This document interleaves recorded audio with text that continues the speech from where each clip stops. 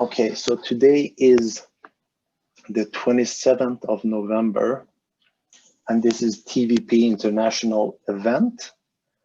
And I want to go through a few things before we start. So first off, a disclaimer. Let me do this first. I'm going to give my presentation. Who am I? My name is Pejman. I've been living in Sweden almost all my life. And I started to listen to the Venus Project 10 years ago. And Tobias and Roger, this is how I felt the first time I listened to it. When I listened to the person that has created this, I felt that I didn't understand anything he was talking about. I did not enjoy listening to him. It was very alien to me. And he was part of a documentary which was called Zeitgeist. And in the Zeitgeist, this documentary talks about the problems in our society. But the person that created this, they said, you know, great, you're very good at talking about the problems, but what are your solutions? So he made a movie, a second movie, and he said, and he included the Venus Project. The founder, he talked about the Venus Project. So he talked about the problems and solutions. And I loved the Zeitgeist movies back then. But whenever this person, that his name is Jacque Fresco, the founder of this, when he came, I was a little bit annoyed. I was like, this is not what I'm interested in. Talk about the problems. That is fun. But I couldn't understand this particular person. Later on, I came into a discussion with somebody and I brought up the Venus Project and I tried to remember what I have listened to and I failed. I wasn't so good at it. And I decided, you know, I'm going to listen to him a little bit more.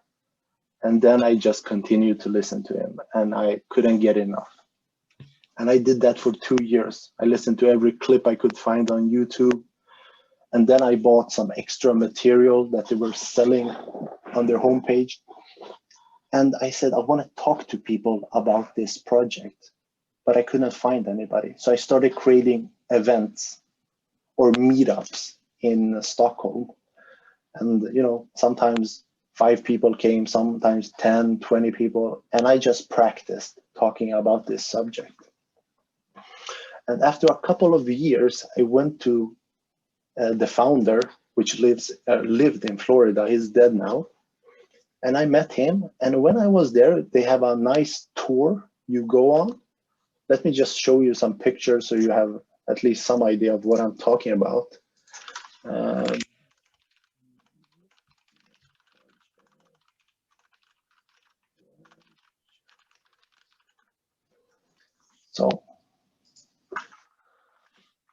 Okay, let me show you some pictures while I'm talking. Share screen. So here, this person, his name is Jacque Fresco. He was the founder of this, what we're going to be talking about today. And here he is. If you went on a tour, he would show you his models and he would talk a lot. And when I went there, it was very nice meeting him and listening to him babble and talk about the things I've been listening to for 4 years. But when I was there, I wanted more information. That was what I was interested in. So after the tour, I went and talked to him and his partner, which her name is Roxanne. And I said, you know, give me more material. And I started to transcribe their old lectures. And I did that for 3 years. Every lecture they gave me, I transcribed it. So I got access to a lot of extra material. And after that, they told me, hey, do you want to become a point of contact for Sweden? I said, okay, great, I'm going to do that. And after that, they said, hey, do you want to become an educator, a representative of the Venus Project? But you have to go a long course or a course. And I've been doing that for a couple of years now. It takes a very long time. So while I'm doing that, I'm having these events. So I have listened to a lot of material, had a lot of discussions, and I'm being taught by the people that know most about this project. But as I was mentioning, if I bring up my PowerPoint, it's this one. So right now, I am not finished with my education. So whatever I'm saying here today, I'm doing it as a person that feels that he has a lot of knowledge. Soon I will be representing the Venus Project, but at the moment, these are my thoughts I'm expressing to you, okay? So a few rules. When we meet here, we don't promote other organizations, because here we have an opportunity to learn about the Venus Project, and that's what we focus on. We don't talk about conspiracy theories, because that's not what this is about. This is not the place for that. That is something else. We talk about a new system and what that means. And if for some reason you feel like you want to volunteer and you want to join us, that is also something we will talk afterwards. You can talk to me and I will get you in contact with the right people. So last thing, this is really, I'm not here to convince you. I'm here to assist you in seeing something different. But I'm not here to win an argument, to force these values upon you. I would say take this as an exercise in saying, hey, I'm going to look at life differently from what I'm used to. And let's see what it takes me. But please, we're not here to fight. We're just here to explore some different ideas. That's the purpose of these meetings. So I want to talk first about two subjects that are very important to understanding a new way of looking at people. And the first problem that happens when you start to talk about a new world is that whatever world you create and you show people, they will always say it won't work because people are in a particular way. It is in their nature, for example, to be greedy. That's what they will tell you. Or they will be selfish. So you will always have these problems. The problem you have when you're talking about a new world is that this topic will always be brought up, that some people say, you know, it's in people's nature to be in a particular way. So it doesn't matter, you know, how beautiful your city is. They will always find a problem with, you know, it won't work because people are in a particular way. So I'm gonna try to explain this, hopefully in a funny way, that I was watching this movie. And in this movie, there's a person here, Mr. Blue here, and he has great powers. And I'm going to give you his resume. He can perceive time as non-linear fashion. That means that he sees the past, the present, and the future. He has cosmic awareness. He's invulnerable. He has immortality. He can create universes. But he has a weakness. And his weakness is that he can't change human nature. And he says that in the movie. He says, I have all of these powers, but I can't change human nature. And if you go to the dictionary and you look up human nature, you will find a nice line there which says, you know, example, can't change human nature. So we have a problem here. And they're telling us that you can't change people. They are in a certain way. And for us, hopefully, by the end of this session, you will see that in a different way. That you can change people in any way you want. There isn't any fixed behavior. That to us, it is learned behavior.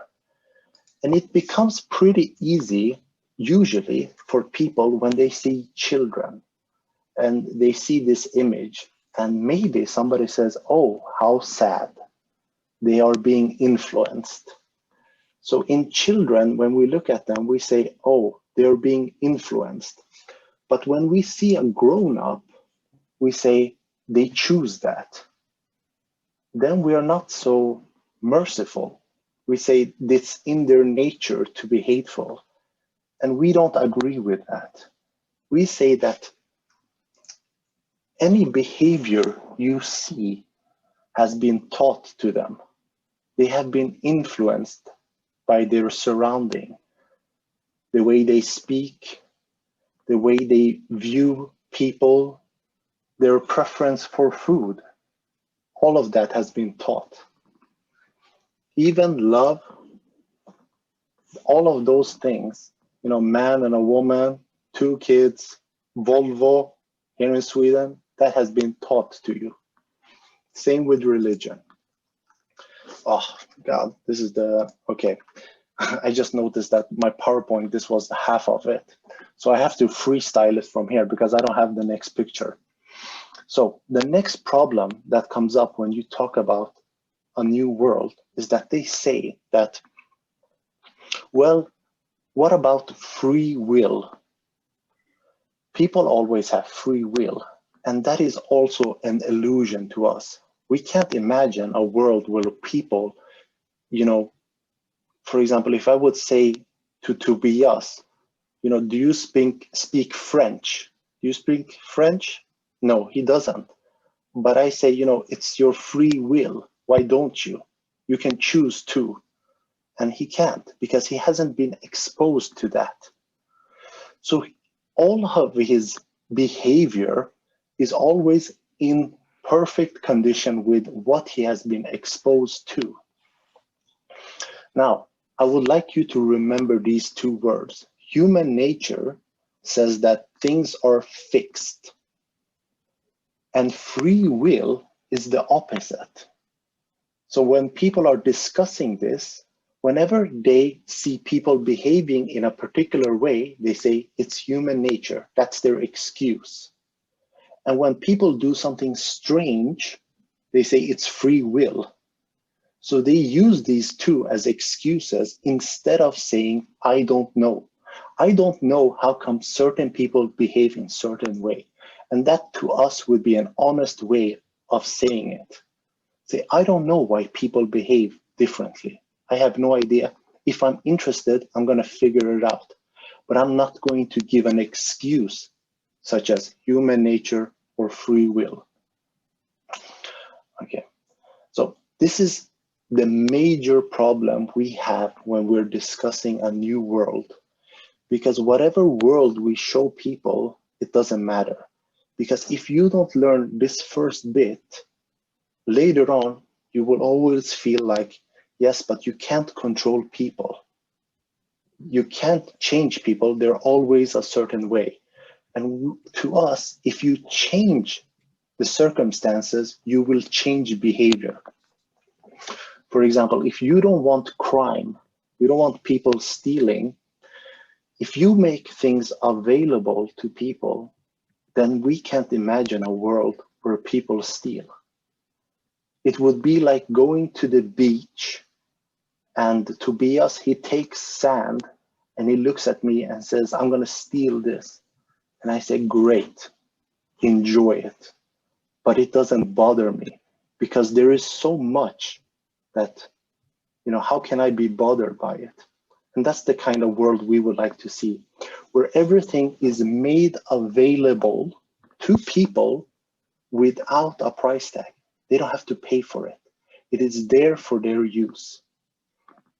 To give all of the world's people the best that humanity can create without a price tag and say, you have to pay for this, or you owe me. No more of that. We're going beyond the normal system to something very different. Now, I know you have a million questions about that probably, or it doesn't connect how, you know, how that would be, but this is the essence of it. So let me take a short break there. Do you guys want to ask something about what I said that you feel that I was not clear on, or you see any faults with it? and I can take it from there.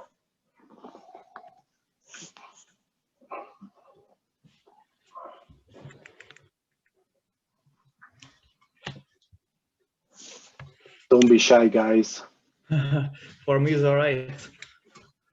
Yeah, I know, because you've been listening to the material. Yeah. Then it makes sense.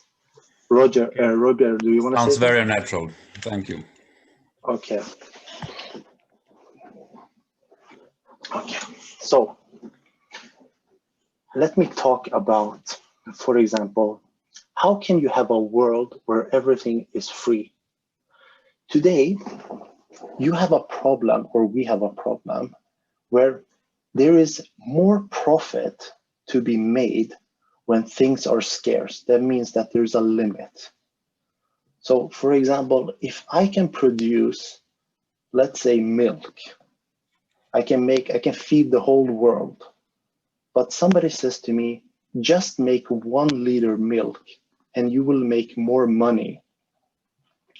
Then I have a great incentive to do that, because most companies are not there to give you things. They're there to make a profit. So they're always looking, how can I make a profit out of this? They might say, I'm here to give you milk and your children. I hope you drink it and enjoy it. But that's not really what they're after. They're after the profit.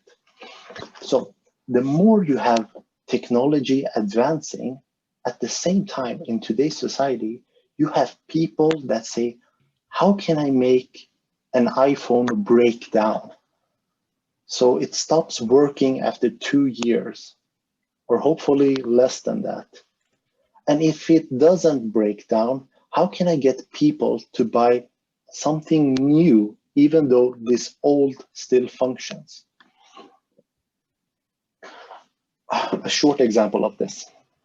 Many years ago, they started to create lamps, the regular lamps that you have at home. And to make profit, every producer of lamps said, you can only bring in a patent that, for example, the lamp lasts 1,000 hours, no more than that. But in the beginning, people were inventing, they were improving the product, but they couldn't get a producer because they always said, no, we're not going to make that for you. There is no market for you. We're not going to produce it. Only lamps that hold for 1,000 hours. There is a lamp in, I think it's in New York. I'm not going to show you the picture because it's pretty boring. It's just a lamp. But this lamp lasted 100 years. So we have had the technology for a very long time to fix a problem, such as lamps breaking down. But there is no incentive. There isn't no money in just creating something that lasts forever. Henry Ford had the same problem when he started to create cars. In the beginning, he said, you can have whatever color you want on the car as long as it's black, because he was mass producing cars.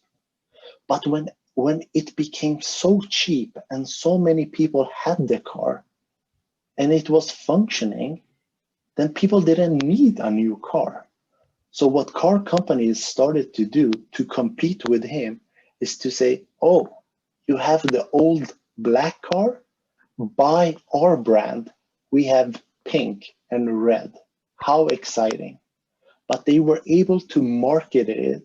So people said, hey, I might need a red car. It makes me look better. That's what the commercial is telling me. So people were drawn into that. They were manipulated to feel the need to constantly buy something for a reason, to say, hey, I exist, I'm here in the world. So these are the problems we have in today's society. It is profit driven. We feel, I'm going to talk shortly about how we see this, because most people, when they join us, they want to see, how does this happen? How does this world change? Let me turn off this PowerPoint. So they want to know, how does this world change.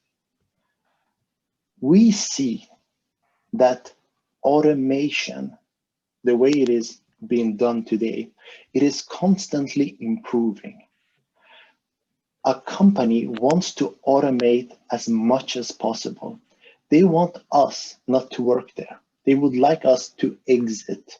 They would like to have something that is cheaper that does human labor. What happens is that slowly or very fast, we will have people being replaced by machines. And they just say, you know, we don't need you anymore. And we will have a lot of people that are unemployed. They can't get work.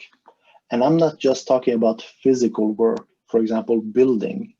I'm talking about doctors, programmers, scientists. These people will slowly be replaced by machines. And what happens then is that people lose the ability to buy things. I don't have a job anymore. I used to be a doctor. Now there's a fucking machine here doing my work. I used to be a pilot, but it's just flying automatically. So they lose their money. And now you will have a society that has the capability to produce huge amounts of products, but there is nobody buying anything. And this is how we see this system coming to an end. It doesn't have anything to do with people protesting or holding up signs. It is the rules of the game that will end it by itself. Because if you don't have people with money, nobody can buy your products. And then the system comes to an end. And then people will start searching for something new. You can take it now with COVID. For example, a lot of countries today talk about basic income. 1 year ago, they weren't. Because of the situation today, now they say, hey, maybe we should try this. So they start looking. The more problems a society has, the more it starts looking for solutions. Okay. So I'm going to stop there. I'm just going to read. Okay, Michael, you wrote something here. I'm an entrepreneur currently on basic income. Pilot project. Oh, I would love to hear more about that. I do freelance photography. I study at Sharon College, Oakville. Okay.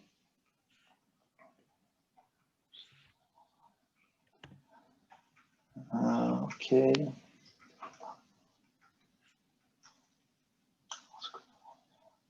Okay, great. Thank you, Michael, for that. Okay, so does anybody have any questions? Anything they want to bring up? I would like to comment. Yeah, sure. Well, most of, or well, everything what Pejman said is totally correct.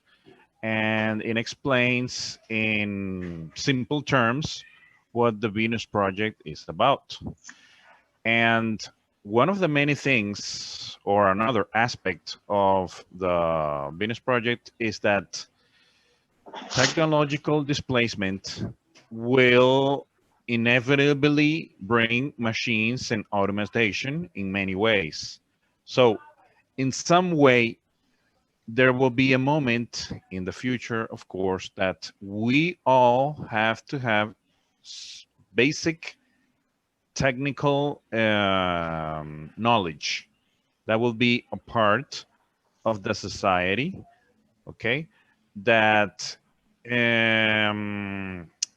let's say we will in some way be better trained to understand these new technologies, how they will be applied in this new society, and that will make us our living more comfortable, okay? And more related to social manners, the Venus Project also proposes a change in our current mindset. Okay, in this new society, the way we think and we act today will not be the same when this new society arrives. Okay, and that's what a part of that is what are we doing now, or through Peshman and this type of meetings. And it is important that if we understand that, or we have more interest in the Venus project, we should be able to learn, understand, and that this change will take some time. But every day we can do a little bit towards reaching the goal of changing society. Thank you for that, David. Just see here. Okay. So these sessions usually are, I used to have a long presentation. Jimmy is used to that. But on these sessions, they are more open. You know, you have to bring up some questions, anything you want to discuss, because I don't have, you know, material to work with. It is your questions that will give me something to, you know, try to explain. So if you have any thoughts, anything you want to share, that will assist me greatly to get this going. And if you don't, well, you don't, and then we have to end it for today.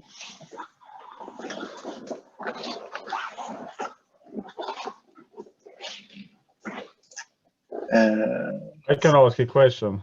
Yes. About the project, how far is it? Where is the timeline for the project now? Okay. So the problem with this project is that, imagine going to a business and saying, hey, give me your money so I can create a world, for example, without money. And they say, where is the profit? It says, there is no profit. This is just to make a better world. It is a very difficult sell. It is extremely difficult. There has to be a need from the person that hears it. They have been searching, really searching for something totally different. So the project as it is now, let's say from the founder, he sat and talked to people for 50 years. He didn't have $1 million or 10 billion or 1 billion. He didn't have anything. He just had this idea, which he wanted to work on. In 2008, when there was an economic crash, that's when this exploded, because at that time, a lot of people were looking for alternatives, and they found this. As soon as the economy went up again, then all the members exit, because life becomes normal again. In today's stage, we have a lot of people like myself. We have maybe 50 representatives in different countries that work with presenting this material. We have a place there, they do tours where they show and talk about these ideas. And we have, for example, engineers that are working on trying to create a blueprint so they can present it. If they would find somebody who says, you know, I want to fund your city, so they can present a blueprint and say, this is what we would like to build. We have had an offer for land. This is what this project needs. It needs a lot of assistance, because it isn't a small thing. We're talking about global scale. So we had an offer for land, for example, but it was not in an appropriate place. It was too far off. So in reality, I have nice words for you. I don't have anything physical. And that's the reality of it. I don't have a city for you. And to me, it isn't about the city. It's about understanding what is this about. When you really understand this, then you're not interested in seeing a city, because then you will say, that's the beginning, very nice. But just like capitalism, if you would have a village with just, you know, capitalism with 500 people. We say, yeah, great, but I have my king and every other country has their king. That would be the beginning of something, but it isn't really about that. It is not about us saying, hey, let's go and build something and let's live the good life for ourselves. So that's where we're at, trying to expose these ideas. Yeah, can I ask about transition from monetary system to base economy? Yeah.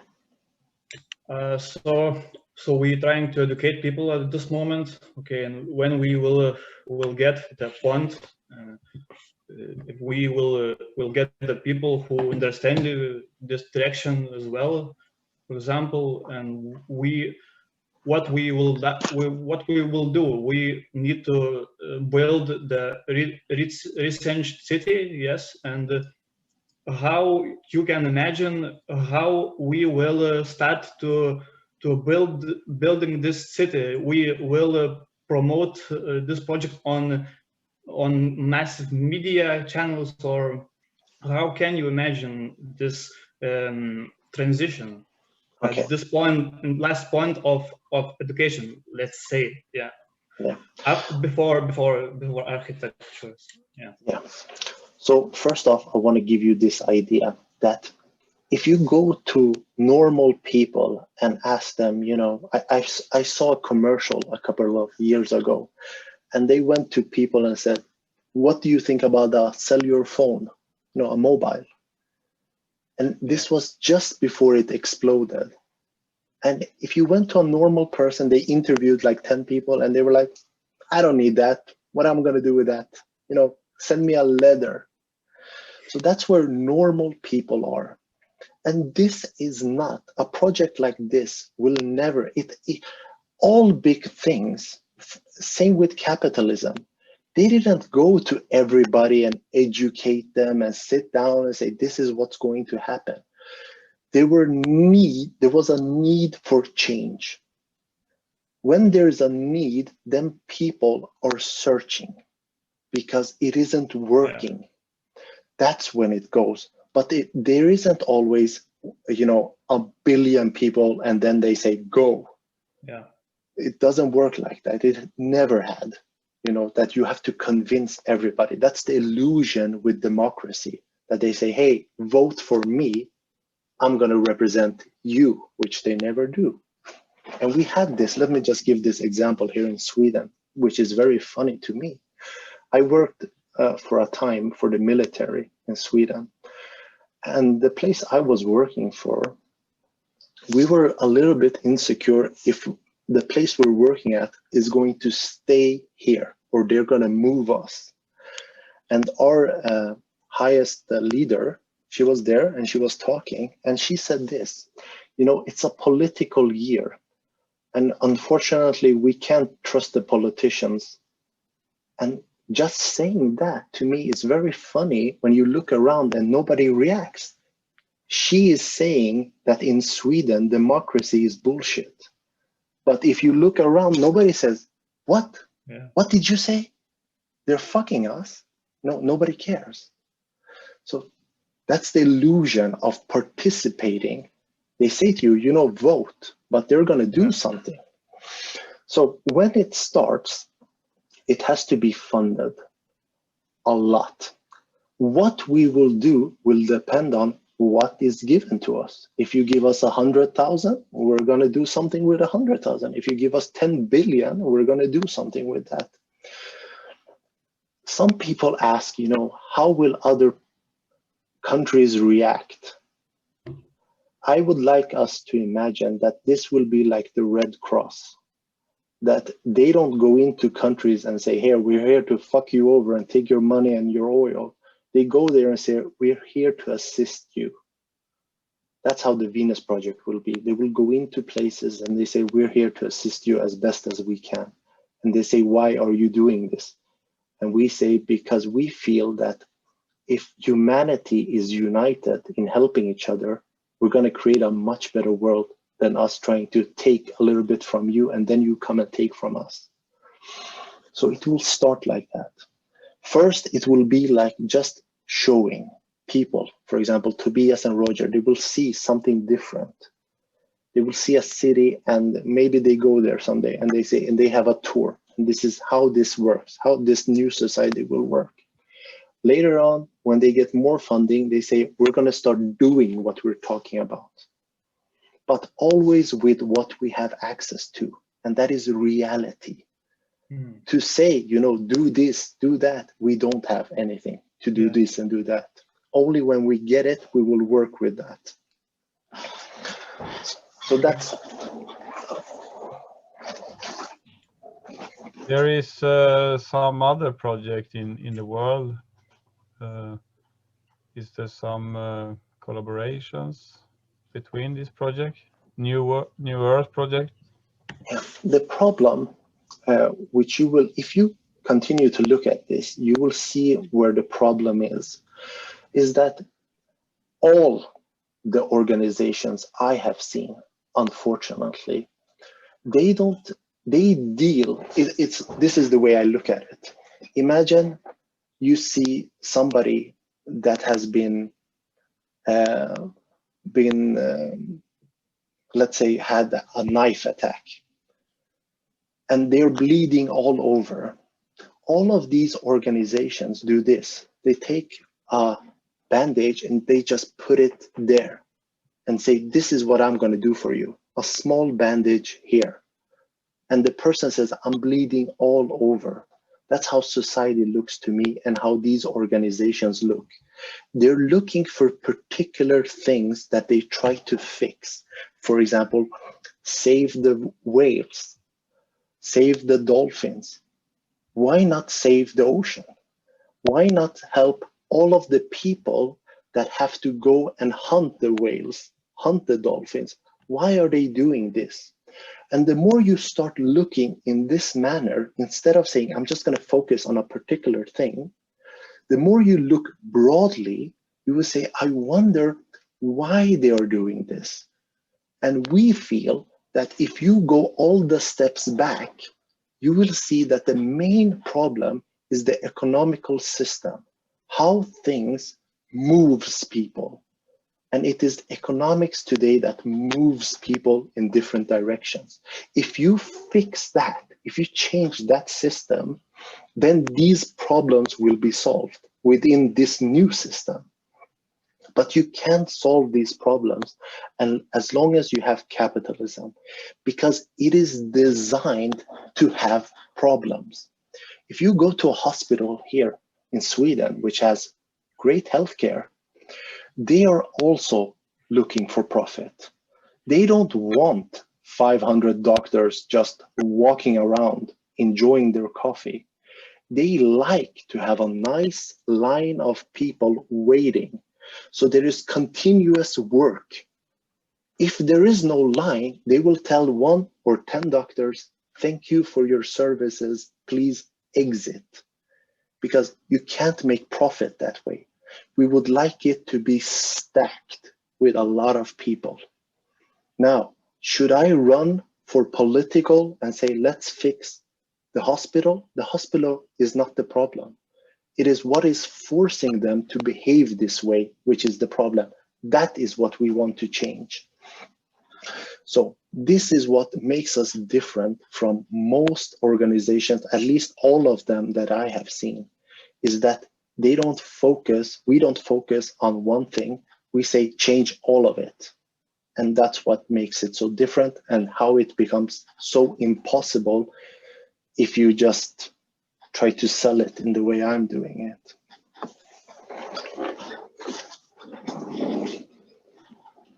Let me know if it isn't clear what I'm saying, because I had when I went and met Jacque Fresco, I brought with me a few questions. And those questions at those times, you know, I had difficulties with those. Later on, I understood that, oh, it was like this. But all the questions you have, that's the way I started. So if it isn't clear, let me know. I can try it in many different ways. As I understand, if you should move forward this project, you need to have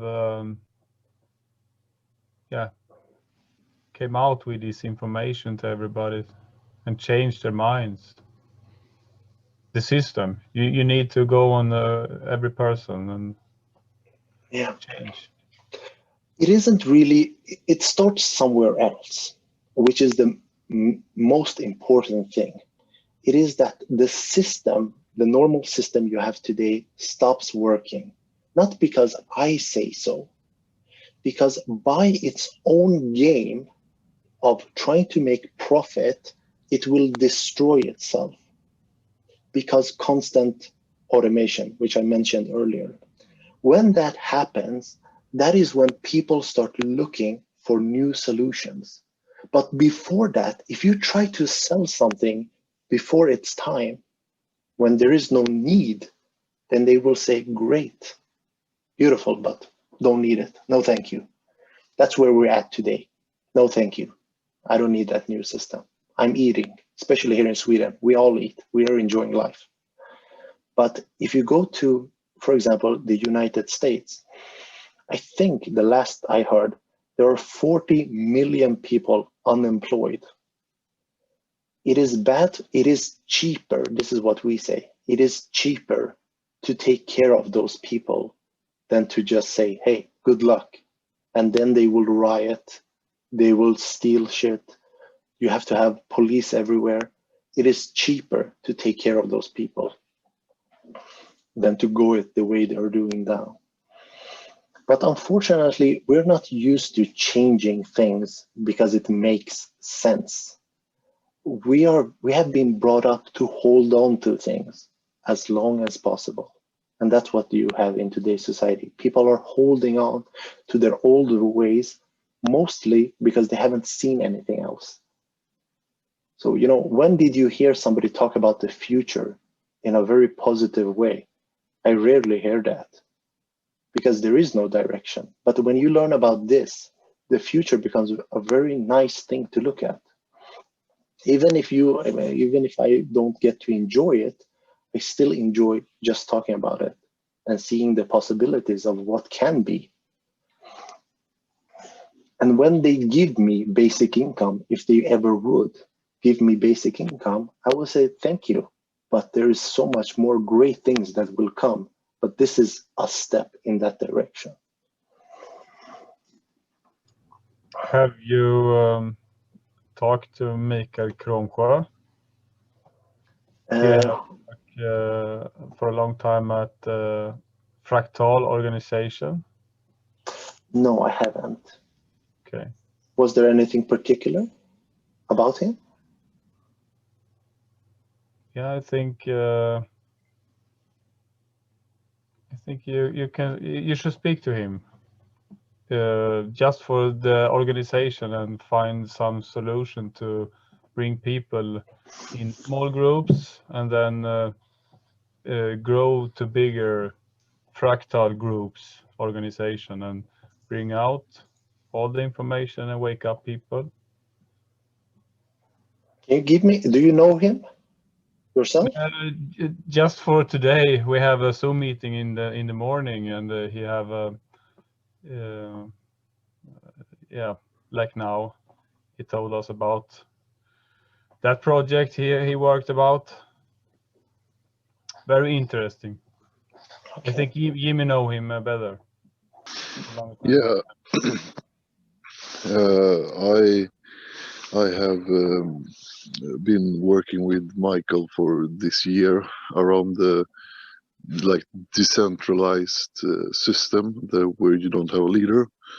They go to breakout groups to, he talks about you being 6 people to make a decision, and you put out one represent in each group to make another circle, and so on, and you create a fractal network where you don't have a top like a pyramid. It's more flat. Okay. Do you guys think he would be interested in this project? Or do you suggest it just like a a way of getting more people involved? Is that what you're suggesting? No, it's just that I think that what you're saying with the ocean, that his techniques is like open source for people to structure their yeah, I think he might think that the Venus project is actually great, but he's extraordinary because he's activist in my as I know him, and yeah, he would be interested in this to talk about it, like how to get to people to open their eyes. Okay. Okay. Well, what's the question? We did record his materials earlier, but I know him as a friend, so I can speak as his friends also. I think his techniques about to create like a voice for each person is very unique. Okay. You can do this if you want. You can show him maybe a video. I can send you guys a video after this. So you at least have a grasp of what was I babbling about for an hour, you know. So I think it helps you greatly when you watch something about the Venus project. And if you could show him, was it Mikael? Yeah. Yeah. If you could show him something like that and say, are you interested in this? Because I don't want to push. We don't push people, you know, join us. We just say, hey, look at this. Is it interesting to you? And join us and we can discuss it. So if you can show him and let him make the decision whether or not he would like to, you know, follow up on it. And for you, we should not promote other, but this can be helpful for you. Michael Kronqua have a YouTube channel, and I see he have put up both in Swedish and English version about the fractal organization. Okay, you can send it to me.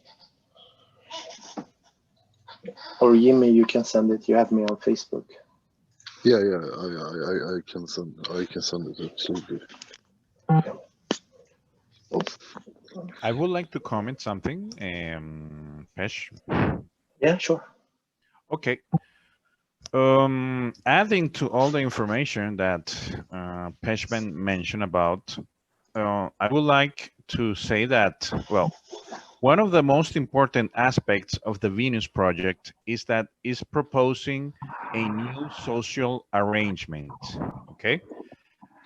This implies learning new things and forgetting, let's say, or unlearn previous concepts about history, custom within all the different countries.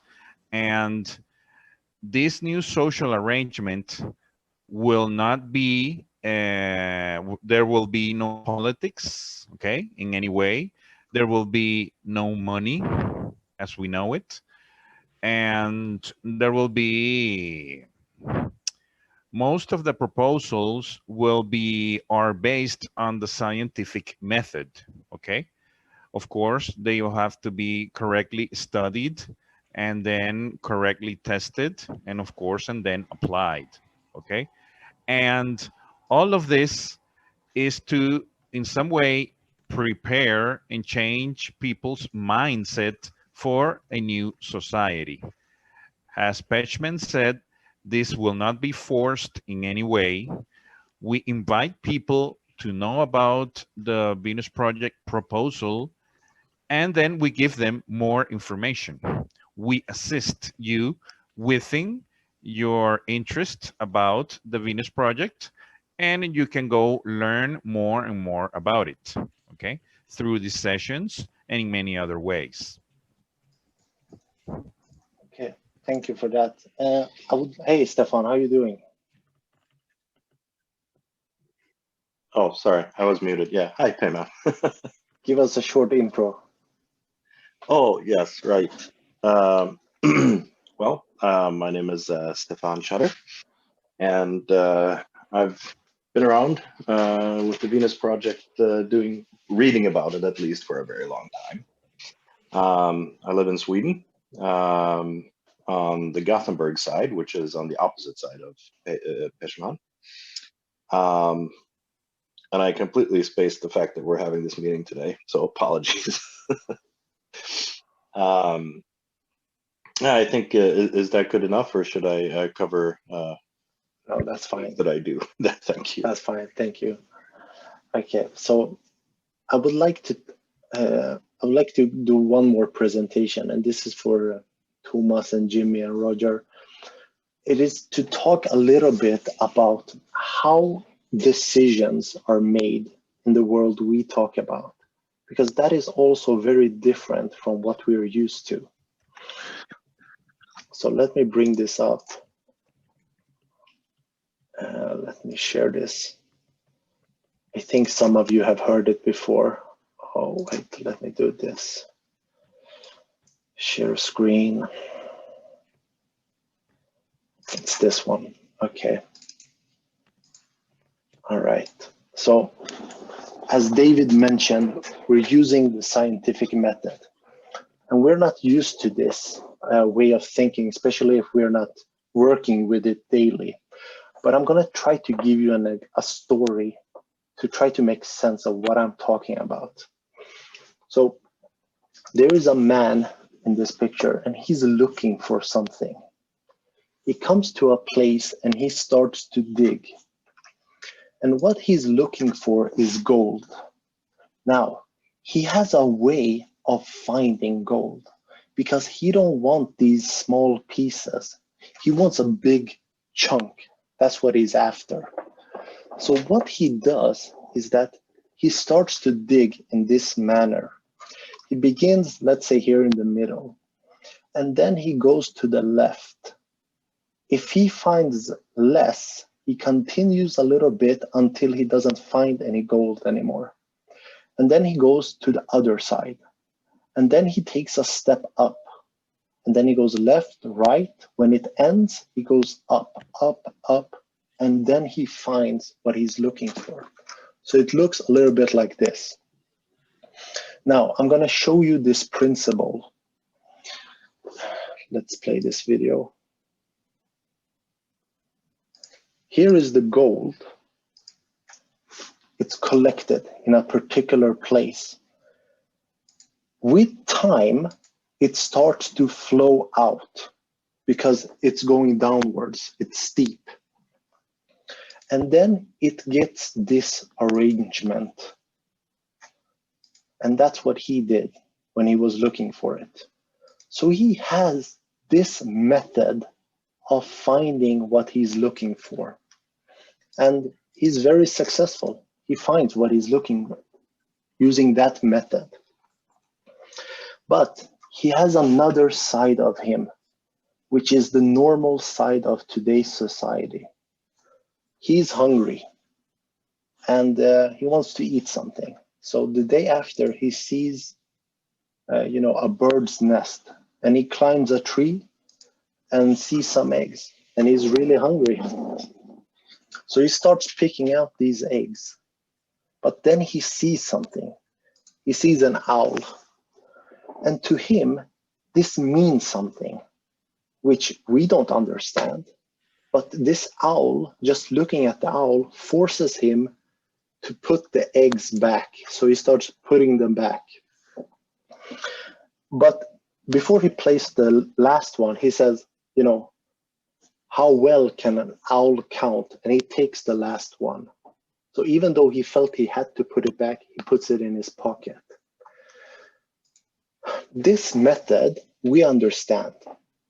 He can demonstrate us. He can show us the way he's thinking about this. But this, we don't understand him. We understand that he has been raised with some experience or somebody told him something about owls, but he can't really show us. And that's what we call metaphysics, that it is your personal interpretation of the world. And whenever we're dealing with metaphysics, just like politics, it means that whenever they feel like they change the rules, because there is no principle to it, how they reach conclusions. So the future would understand the principle. They wouldn't understand the owl. The same with if he would go to the past, he would be able to explain how he finds gold. And people from the past would say, aha, I get it, when he shows them. So this is the difference between what we would like to see in the future and what we see today. Today is full of personal interpretations about the physical world. That's why you have people going in so many directions. But when you can demonstrate something, it becomes clear that, aha, this is the direction. And that is what a scale is. Let me see if I have a scale here. No, I don't. But a scale, when you go to a supermarket, in the past, people used to argue. They used to say, you know, this chicken is heavy or it's light. And the person selling it says, no, no, no, this is very heavy. And they brought out a scale and people stopped arguing. So when we go to the store, we never say, is this heavy? We just say 1 kilo, great, that's what I want. That's what the future we would like to see, that people don't sit and discuss how the world should look like, but instead they work on trying to find out what is the appropriate way. And then they show, this is what I found, that it is best to start teaching language to children when they're 6 years old, based on what I have researched. When they were 3, they got frustrated and they stopped learning and they didn't want to learn. And the person says, is this your opinion? He says, no, this is what I found out by examining these kids and seeing the results. So one more example, because I know this is a different topic. So in World War II, the US wanted to put out a lot of airplanes because they were fighting a war. And they didn't know what kind of personality was the best to be which was best to be a pilot for the army. And they used to have one criteria, and that was to be brave. That was it. If you're brave, great, get in. We're gonna make you a pilot.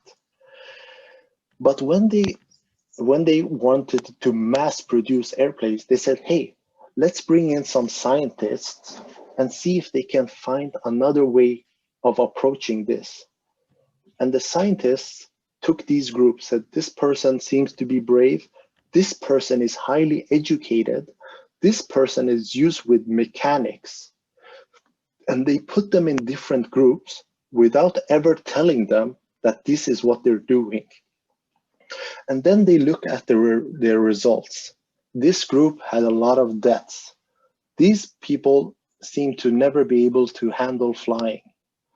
And then they use this method to say, this personality with this kind of education is at this time the most appropriate pilots to be looking for. Is this my opinion? No, this is what I have found out looking at these people. And they got a higher success with their pilots than they did when they said, are you brave? That's it. So this is how decisions will be arrived at in the future. No more, what is your opinion? No more of that. No more, you look good in a suit and you have nice glasses and your watch looks good and you're tall. No more of that. We're going past that kind of behavior because it belongs in the past. When, for example, if you're building a house, don't ask me for my opinion. I have no background in that. So if you have more experience, it's your field, then we feel that it is more appropriate to put it in your hands. But at the same time, look at your results and see, are you reaching your goals? Or do you need assistance from other people in the field? So that is how we view leadership. There is no more leadership. There is people that are appropriate to handling certain jobs in the future, but no longer voting for people because he smiles in a nice way. So that's the decision making. Okay, Jim is out. All right. Good summary, Pejman. Okay, thank you for that. I hope it makes sense. Well, I think it's so obvious that so many decisions we all make, I think, if you just reflect over your personal life, we often don't even consider why we make certain decisions. Why did you turn left on the street? Why did you not turn right? Why an apple today and not a banana? And maybe you can't do a lot of investigation for every single choice you're going to make, but for the important ones, like if your country is going to go to war or not, I would certainly think there'd be some analysis involved in that, I hope. Or if you should do such things at all, or how you should arrange production of those said apples, for instance, here in Sweden, for example.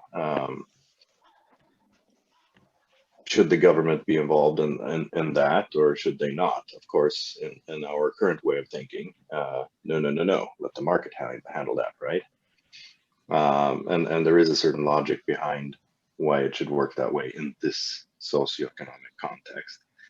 But of course, once we consider all and these are things we know if we think about it from a scientific point of view, once we consider all the externalities, aka global warming, pollution, transit, health, how picking a green fruit, putting it on a boat, selling it here in a store up in the north, months later perhaps, what's the nutritional value of that? I mean, so there are so many other external factors that are never in the price. So that is the failure of the Keynesian thinking, I would say. Yeah. You have this kind of thinking if you would have a factory. Imagine having a factory and this is your factory and somebody says, well, let's order 500 of this. And you said, how come 500? It says, I feel like it. You say, no, non-acceptable. That's going to cost me 10 million. You have to show me how come you're choosing 500. That's how companies should run their things. They might not always do it. I've noticed that smaller companies very often do the gut feel decision making. Once you get into the bigger companies where I've spent some time, you don't get away with not saying why you've made a choice, right? Or why you support a given choice. You need calculations, budgets, what's the whole equation here? Like what's the kick? What's going to come out on the other end? Is it aligned with our priorities, et cetera, et cetera? So I mean, when you look inside a given corporation, there's a tendency to be way more data driven in your decision making than, say, politics, for instance. That's not to say they don't have a lot of data and the ability to make data driven decisions within politics. The United States collect an enormous amount of information at the government level, and under the table, of course, if you believe Snowden, which you don't really have a reason not to believe. But Sweden, we have the Statistical Central Bureau as well. And yeah, we have a lot of data to make decisions upon, but they sort of just are used to support opinions and camps, and then the people vote for what they feel like, right? Yeah, exactly. Or just say, you know, I'm more important. I'm just going to go with this. Trust me. Yeah. Well, you have people here that are playing on people's fears. You have people that are playing on people's sense of justice. You know, it comes down to feeling, you know, value systems that you've gotten from your culture, your local culture. I mean, you can tell. I mean, it's kind of funny. You can actually tell. You go from one. You live in Stockholm, right? So if you go to Södermalm, you're going to have a completely different value set than in Östermalm. I mean, so by city part, you have different value systems and different things that people vote for and want, and et cetera, priorities. There shouldn't, if you look at the world, everybody should pretty much have the same priorities if you think about it. Because we're all humans, right? Yeah. Well, it depends on how you've been brought up. Of course, yes. Or even if you were brought up somewhere else and then you end up living somewhere, I promise you, if you live 10 years in Östermalm, you'll start reflecting that social context, right? In your opinions and your thinking.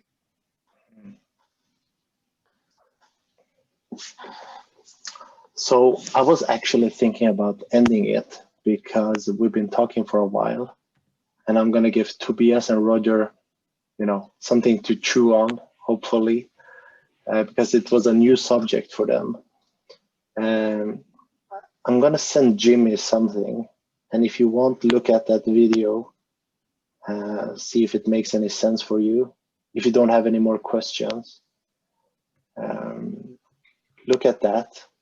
And if you would like, you know, we would be glad to have you here again and bring your questions, because, you know, that helps me to think about this subject and work on how I present it.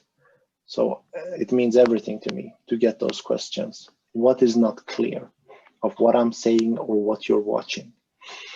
But I know this subject is very different usually for most people from what they're used to. You have to have more of the subject to be able to put it together. You will not get it anywhere else. You won't put on the TV and find this subject. So you have to go to the source and then try to put it together, see if it's relevant to you. Is this something you want to explore? To me, it's a great joy of just learning something different. I don't live with an illusion of I'm going to be living in this world. That is not why I'm doing this. It's just I enjoy the subject to talk about it, but I see it as a reality, not because I'm a believer. I was not a believer. I have just learned many things. I don't enjoy when people come here and say, I believe. I say, don't believe, learn, and then come back to me and say, I understand. Don't be a believer. You know, that's not worth anything, especially regarding this subject. Because believers to me are people that think this is something they like, but they don't know what it is. They just take 2-3 things and say, oh, it is this. And then they don't listen to more material. And I meet them after 10 years and I say, have you watched anything? They say, no, I haven't watched anything. I just watched 1 hour. It's like becoming a doctor and say, I watched 1 hour. I believe in doctors, without knowing anything about doctors before that, what they do or whatever.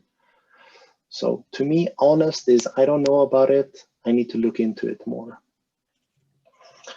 Okay, thank you for the talk. I really enjoyed it, and I think you did a great job presenting the material. Okay, thank you, Michael. Hope you will join us next time. Okay, Rimas, can you stay? I would like to talk to you a little bit. Yeah, me too. Okay, great. So I'm going to ask you guys, I post these every 2 weeks. I'm going to give Jimmy how you can, join the Facebook group so you see these if you would like to join us.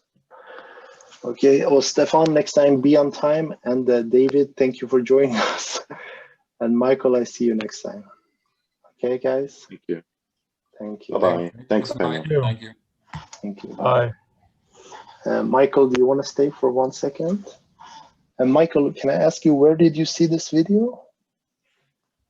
Where did you see the post? David, you can stay as well if you want. I would like to say something.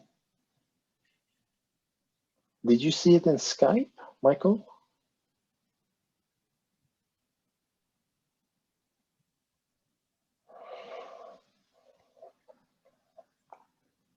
I think it was yeah, exactly. So that's the group I posted in TVP International. Yeah, you can stay as well if you want, Michael. So Rimas, you sent me 2 questions. And I would like, is that okay if we bring them up now? Maybe I have another, maybe 2 questions, but yeah. Okay. So let's take these 2 first that you sent me. Yeah, I think, yeah. Okay, so Rimas, he asks me,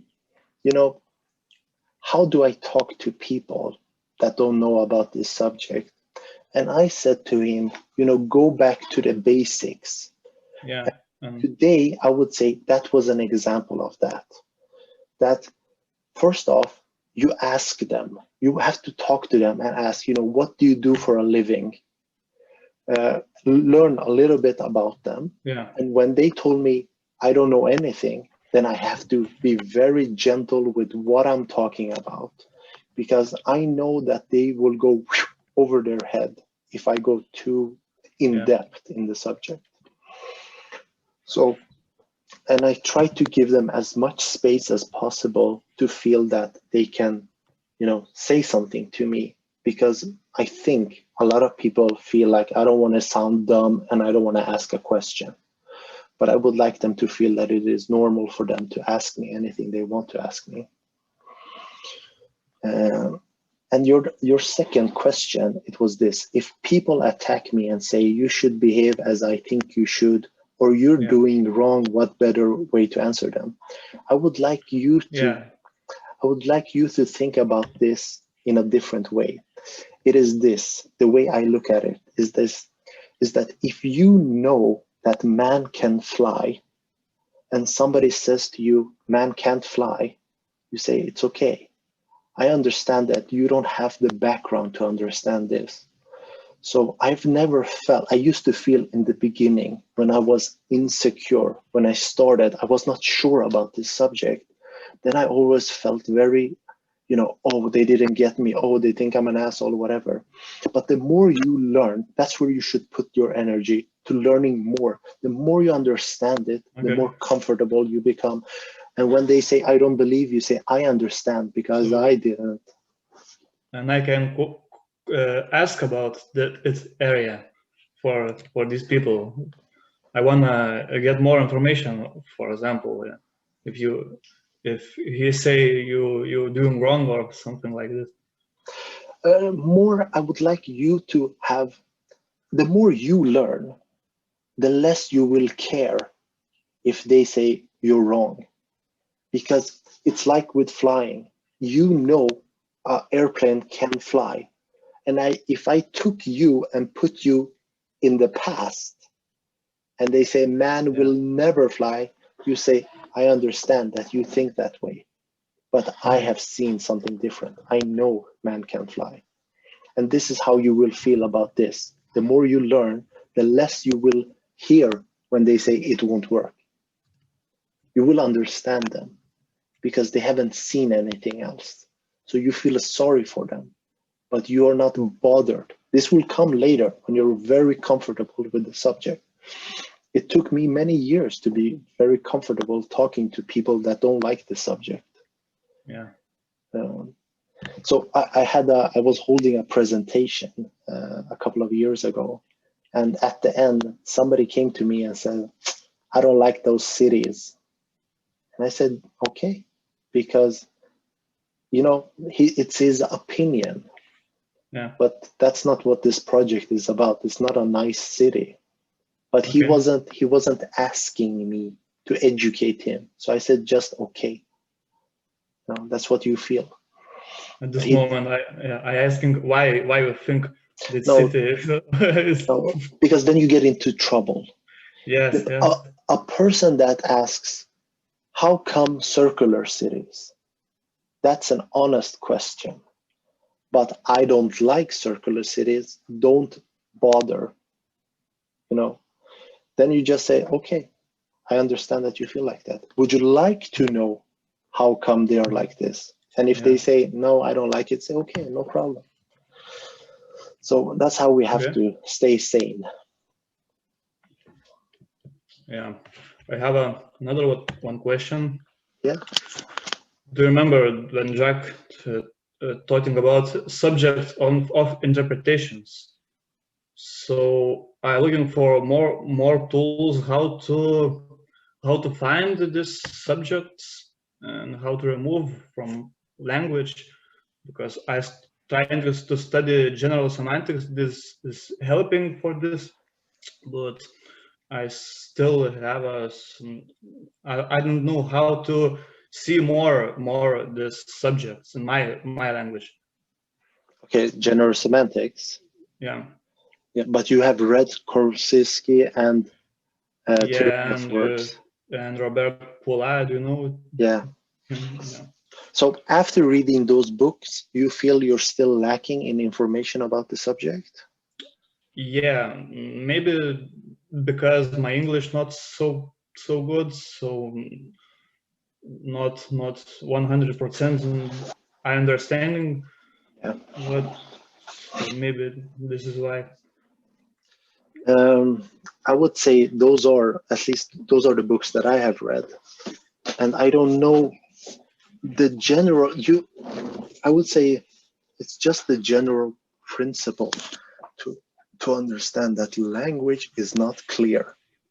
That's really all that you need to understand that when I say, you know, Rimos, you're a great person, that is not a clear language. Yeah.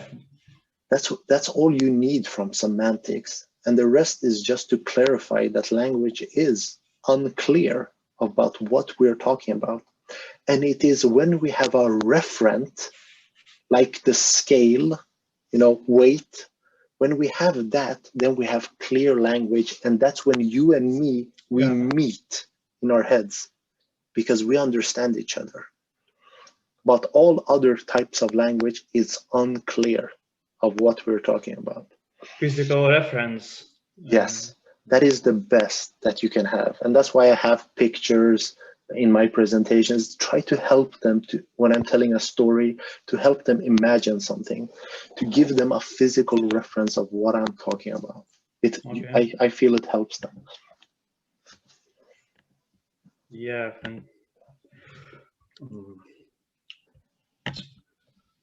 Okay. And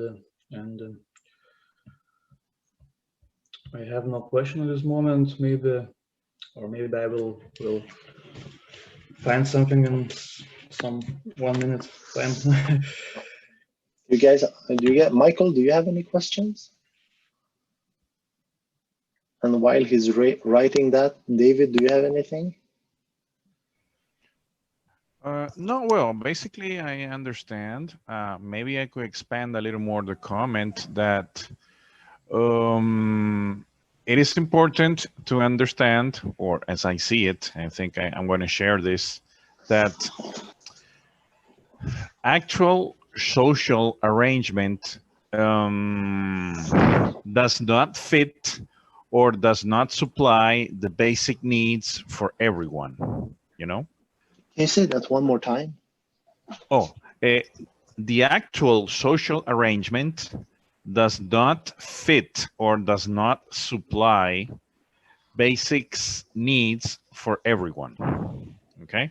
Do you mean a resource-based economy? Is that what you mean? Well, in the future, I mean now that the actual social arrangement does not supply the basic needs for everyone.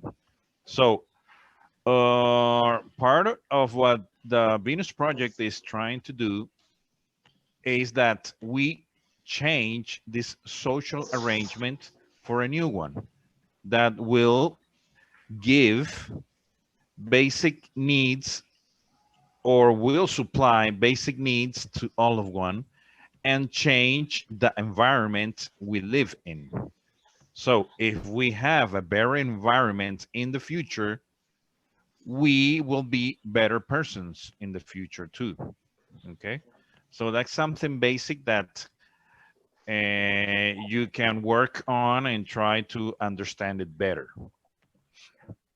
And that, for example, here, Rimas, when David uses better persons, when we have studied semantics, it is unclear language. So I would rather say, for example, David, I would say we become more appropriate to what we have. So we're working with what we have in the future, not, more for me and whatever, and just hoard all of the resources. And one more thing is that when we say basic, I would like you to imagine not basic in today's sense, but basic in the future means that it is the best that humanity can create. And that is why we become richer than the richest people today, because there is no more shitty products. Even Steve Jobs, when he lived, he had a shitty product because he knew he could create better, but he said, fuck it. I'm going to make money and I'm going to create a little bit worse than I can. And the next model will be a little bit better.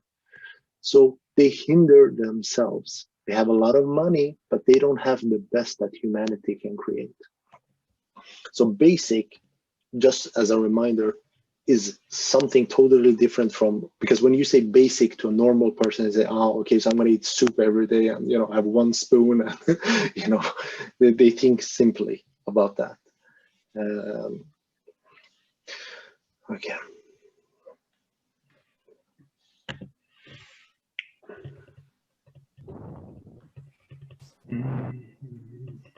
Did you want to say something, David? Oh, well, yes, totally agree with what you say. You put it on better words, the concept. That's good. And no, I think that this is a learning process, okay? And most people will take more time to understand it. Others will understand it much faster, because I think that all of us have different walks of life, and maybe we have totally different experiences.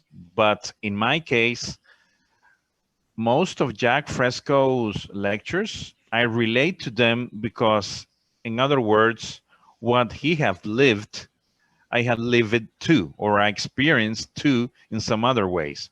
So when I realize and I compare, I say that, whoa, Jacque Fresco, he lived many experiences and he learned from them.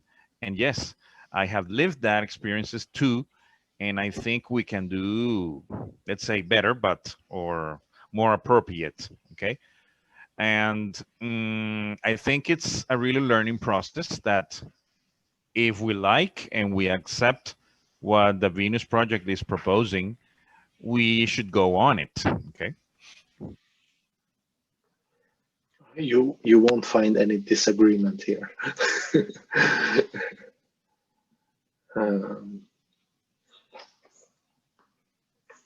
Okay, guys, I think we can round it up. Oh, wait, now we have the question here. What do you think, if I was to do a radio program to help educate people, what do you think the best material to help people learn or to get involved? I've started talking to one of the local radio stations here. I'm talking to acquire this land that used to be an old environmental school. I'm trying to get the community involved to raise money or to get land grant. It's only 40 acres, but it has 21 buildings on it. So I'm just trying to get started. I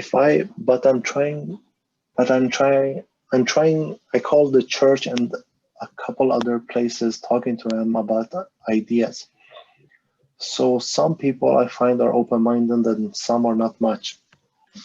Yeah, so I feel it's almost an impossible task to call somebody and try to sell them this. You know, when they call me and they want to sell me toothpaste, I'm like, fuck this, you know, no, thank you. And here you're selling, you know, this, you know, this huge idea. So for me, the most appropriate would be, like you're talking about with the radio station, if you were able to talk for a very long time about a particular subject. But then I would do it like Jacque Fresco does it. I think you guys have seen when he holds a lecture at the university, when he's painting on the wall, you've seen that. Yeah. You know, how many times does he talk about the Venus Project? He doesn't talk about the Venus Project. He talks about human behavior, he talks about language, he talks about creativity. And this is how you have to introduce it, very slowly. If you have time, if you have 10 hours, that's how I would approach it. I would say, I'm going to talk about a new social structure, but I'm talking it in segments. And then I would talk about human nature first. I will talk about decision making. And even if you do it this way, only the people that followed along might have a little bit of grasp of what you're talking about. And at the end, I would talk about the future. But it's a very difficult topic to just start talking about it. I feel it's almost impossible. The person has to be looking, you know, they can't sleep at night. And then they would sit and listen and say, hey, that made sense. That makes sense. And then they say, please continue. And then you can babble for a long time. So do whatever you want. I don't discourage people, you know, try it out. I haven't tried that out, what you're doing. You might find a better approach than I was. But the way I do it is that I try to get people here and I say, I'm going to talk. And usually they listen because it's an appropriate place for this here. But I don't go to their work and say, hey, let me talk. And say, no, we're working, be quiet. So you have to create a space where it is allowed for you to talk a lot. And then it becomes much more, it's so much easier. So that's about it, Michael. But let us know how that goes. You mentioned that you're part of some of the groups, but you're not a point of contact or a regional contact who have changed names recently. Well, there are some community groups that are halfway there, are interested in the circular economy. Yeah, the problem you will have is that whatever they're interested in, that's what they're interested in. That's their group. So even if you go to a basic income group, whatever that is, and you start talking about this, they say, great, but we're doing this. Everybody has their own group. And whenever we come, we disturb that group because that's not what they're doing. That's not really what they're interested in. Even if you go to a future event, you're disturbing the event because the future you're talking about is so alien to people that they say that's not future. You're talking, you know, metaphysics, you know, fantasy land. Well, they asked me if I have some people that might be interested in that. What you have to say, I started telling and explaining to people. Yeah, of course. You know, if you get the opportunity, say, hey, try to get some event. Say, I'm going to hold a lecture 1 hour.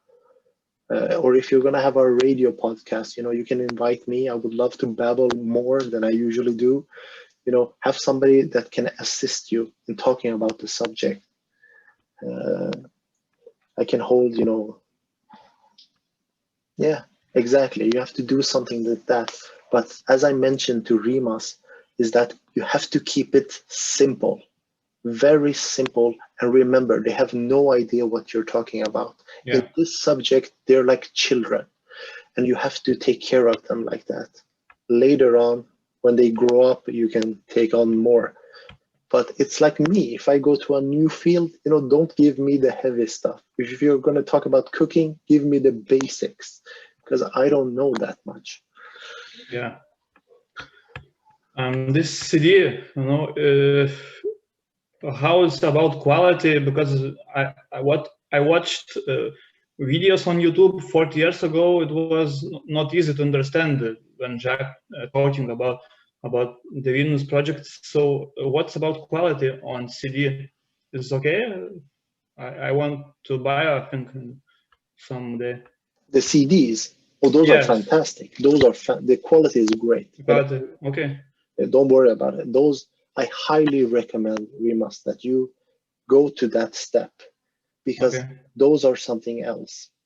And if you get those CDs, let me know. And if you would like, I have some groups where we discuss these subjects. And what we have done is that we have had most for us that are points of contact. But I would like to open it up to invite people like you, Rimas, David, that are interested. So you come and you join when we discuss these CDs, when we go through them one by one and we discuss them. Yeah. Those will help you tremendously. So if you're interested, I'm going to talk to the group and I would like to fix this. So what I am afraid of is that I'm going to have 4 people that go all the way with me, but then nobody else understands me. So I don't want us to become separate. I would like to invite you, if you're interested, I would like you to join us. Me too, yeah. Okay, great. So if you can buy those, I highly recommend them. I've listened to those a million times, so I know them by heart. So that's the next step. And we all need to continue to learn. And that's what I'm doing. After 10 years, I'm not finished. I'm still learning. Okay, again. All right, that's 2 hours. And that's enough for today. Okay. So see you all right. See you in 2 weeks, hopefully. I'm going to post it in TVP International there again. Are you part of that group, Rimas? Sorry, can you repeat? TVP International, are you part of that Facebook group? I think no, I'm not sure. Maybe yes, I will join this group. Join that one, and then you will see the post, or I'm gonna send it to you. I know this group. Yeah, I saw. Yeah. Okay. Okay. All right. Thank you, guys.